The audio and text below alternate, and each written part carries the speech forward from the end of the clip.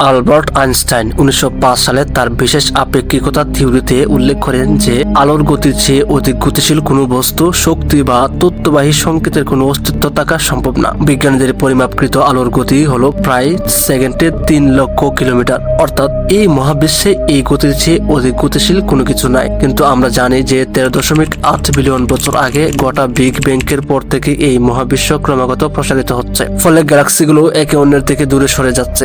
বিজ্ঞানীরা হিসাব করে দেখেছেন যে গ্যালাক্সিগুলো আলোর গতির চেয়ে দ্রুত গতিতে একে অন্যের থেকে দূরে সরে যাচ্ছে। কিন্তু আমি আগে উল্লেখ করেছি যে আলোর গতির চেয়ে অধিক গতিশীল কোনো কিছুই নাই। তাহলে গ্যালাক্সিগুলোর এই দূরে সরে যাওয়াকে কিভাবে ব্যাখ্যা করা যেতে পারে? তো চলুন শুরু করা যাক সম্ভব টিভির আজকের ভিডিও, যে গ্যালাক্সিগুলো আলোর গতির চেয়েও কিভাবে দ্রুত সরে যাচ্ছে। ভিডিওটি ভালো লাগলে অবশ্যই চ্যানেলটি সাবস্ক্রাইব করবেন এবং ফেসবুক পেজ থেকে দেখে থাকলে অবশ্যই পেজটি ফলো দিয়ে আমাদের সাথেই থাকবেন এবং ভিডিওতে একটা লাইক দেবেন। So let's get started. বিজ্ঞানীরা অনেক গবেষণা করে এই সিদ্ধান্তে উপনীত হয়েছেন যে আসলে গ্যালাক্সিগুলির নিজস্ব গতি আলোর গতির 2% বেশি না। তাহলে কেনই বা এরা আলোর গতির চেয়ে অধিক গতিতে দূরে সরে যায়? বিজ্ঞানীরা পর্যবেক্ষণ ও বিভিন্ন গবেষণা থেকে প্রমাণ পেয়েছেন যে আসলে এই মহাশূন্যের যে ফাঁকা জায়গা, সেই ফাঁকা জায়গাটাই অনেকটা বেলুনের মতো প্রসারিত হচ্ছে এবং মহাশূন্যের আকার বৃদ্ধি পাচ্ছে। এই ফাঁকা জায়গা এত দ্রুত প্রসারিত হচ্ছে যে এর মধ্যে অবস্থিত গ্যালাক্সিগুলিকে মনে হচ্ছে যেন এরা আলোর গতির চেয়ে দ্রুত গতিতে একে অন্য থেকে দূরে সরে যাচ্ছে। মহাবিশ্বকে যদি একটা বিশাল বেলুনের সাথে তুলনা করা হয় তাহলে বলা যায় যে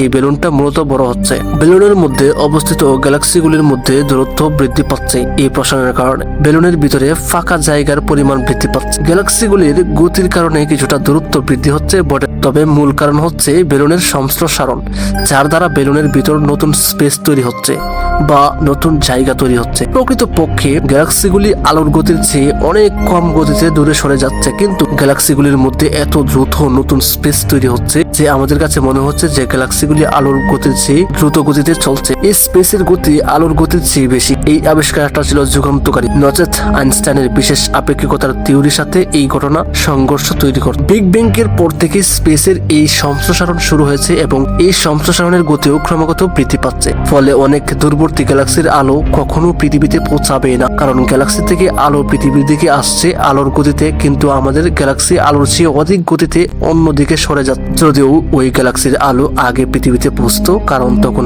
মহাশূন্যের সম্প্রসারণের গতি কম ছিল। 13.8 বিলিয়ন বছর আগে গোটা বিগ ব্যাংকের পর 1 সেকেন্ডের একটা অতি ক্ষুদ্র ভগ্নাংশ সময় অতিবাহিত হলে হঠাৎ এই মহাবিশ্ব ক্ষুদ্র অবস্থায় থেকে কল্পনাতীত আকৃতিতে প্রসারিত হয়। এই সম্প্রসারণকে তুলনা করা হয় 1 ন্যানোমিটার সমান লম্বা করার সাথে। এই সম্প্রসারণের সময় থেকে শুরু করে পরবর্তীতে 9.8 বিলিয়ন বছর পর্যন্ত মহাবিশ্ব অপেক্ষাকৃত ধীর গতিতে প্রসারিত হয়েছে। বিগত 4 বিলিয়ন বছর ধরে এই সম্প্রসারণের গতি ছিল পূর্বের চেয়ে বেশি এবং ক্রমাগতভাবে সম্প্রসারণের এই গতি বৃদ্ধি পাচ্ছে। এই সম্প্রসারণের গতি আলোর গতির চেয়েও বেশি। মহাবিশ্বের দূরবর্তী গ্যালাক্সিগুলি নিকটবর্তী গ্যালাক্সির চেয়ে অধিক দ্রুত সরে যাচ্ছে। আইনস্টাইন 1915 সালে যখন তার সাধারণ আপেক্ষিকতার থিওরি প্রকাশ করেন তখন কেউ জানতো না যে মহাবিশ্বে ক্রমাগত প্রসারিত হচ্ছে।